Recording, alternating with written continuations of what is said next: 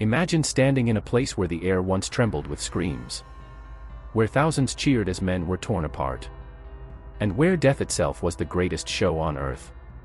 Welcome to the Roman Colosseum, a monument of glory, a theater of horror, and a mirror reflecting the darkest side of humanity, the birth of blood and stone. It began in 72 AD, under Emperor Vespasian, who ordered the construction of a grand arena to celebrate Rome's supremacy. But beneath the celebration lay a sinister purpose, a gift to the people, yes, but also a distraction.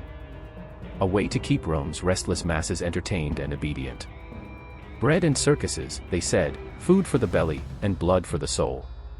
Tens of thousands of slaves and prisoners labored under the scorching sun, carving stone, erecting arches, building what would become the Flavian Amphitheater, later known as the Colosseum. They toiled for years, many dying during its construction. Their bones, some say, still rest beneath its foundations. Their suffering immortalized in every block of travertine. When it was completed, it could hold over 50,000 spectators, a living sea of excitement and cruelty. The Inaugural Bloodbath. In 80 AD, Emperor Titus opened the Colosseum with a festival that would last 100 days. A celebration of death unlike anything the world had seen. Over 9,000 animals were slaughtered in that first spectacle: lions, tigers, elephants, bears, all brought from distant lands to amuse the Roman crowd. Exotic creatures from Africa and Asia were dragged into the arena to fight men, each other, or to be massacred in orchestrated hunts called venations. Imagine the sand turning red as the crowd roared louder than the beasts themselves. Trumpets blared.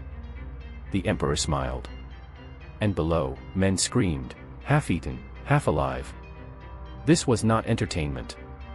This was a ritual of dominance, a message carved in blood. Rome conquers all. The gladiators, icons of courage, strength, and tragedy. Most were slaves, prisoners of war, or criminals forced to fight for survival. Yet some volunteered, drawn by fame, money, or the seductive promise of freedom.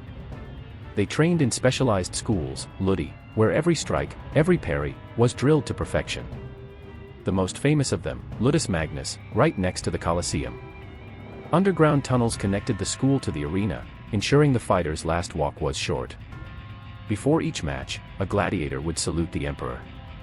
Ave, Caesar, morituri te salutant. Hail, Caesar, those who are about to die salute you. Then, the gates opened. Metal clashed. Crowds screamed.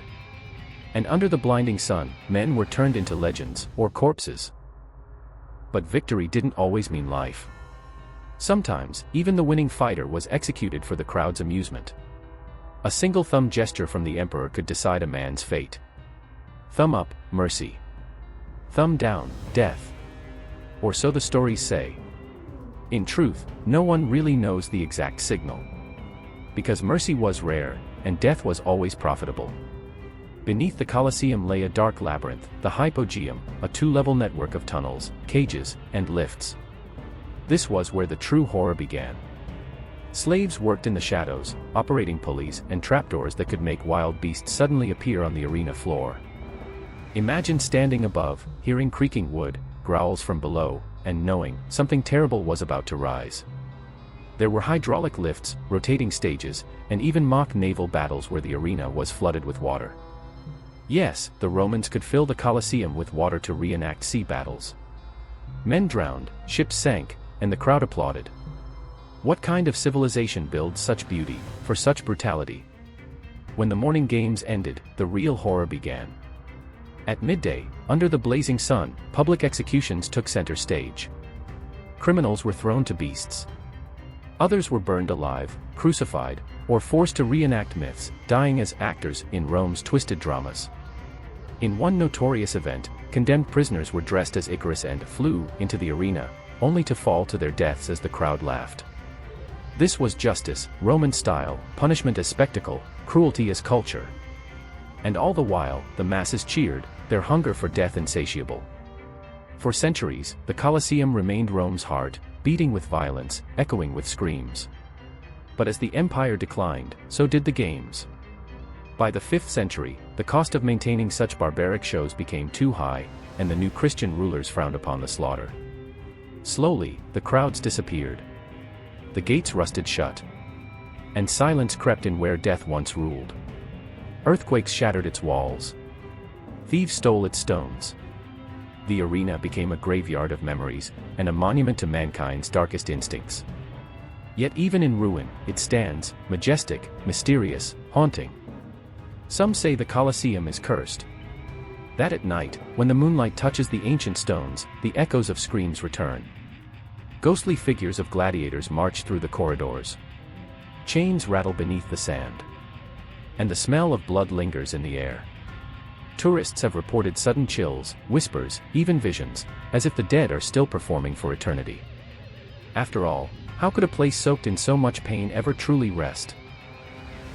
The Colosseum remains one of the world's most visited landmarks, a marvel of engineering, art, and ambition. But it is also a warning. A reminder of what happens when power meets entertainment. When cruelty becomes culture. And when humanity cheers for the suffering of others. It is said that over 500,000 people and 1 million animals died there. Yet today, we walk its corridors, take selfies, and call it beautiful. Perhaps it is. But listen closely, and you might still hear the cries, buried in the dust of history. The Colosseum was never just a building. It was a mirror, showing us who we were, and perhaps, who we still are. The Colosseum may have fallen. But the thirst for spectacle, that never dies.